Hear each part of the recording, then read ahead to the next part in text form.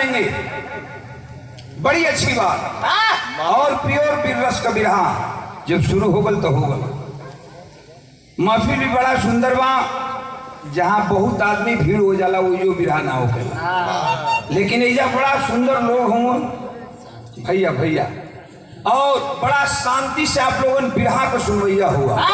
देखें कवि जी बड़ी अच्छी भाव दिए। क्या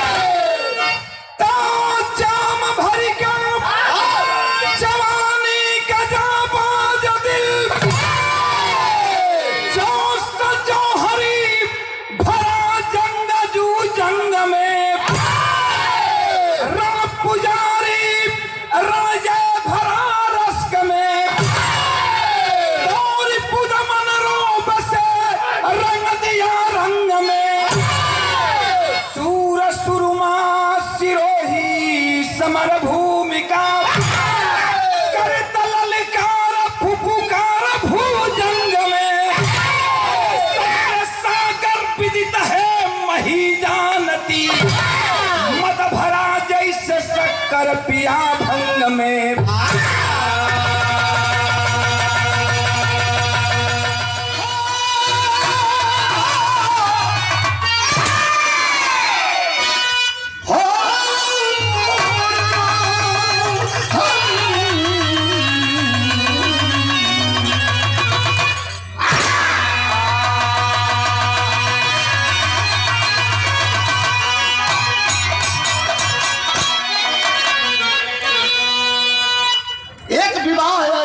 अरे वाह, ऐतिहासिक गीत हो, शुरुआत का दौर है, करीब 20 रस का लाइन हो, ज्यादा नहीं, 20-25 मिनट एकदम शांति बना के आनंद ली है लोग आप लोग।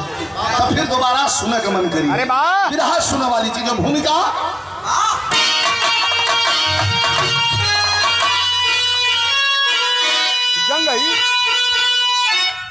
जंग गई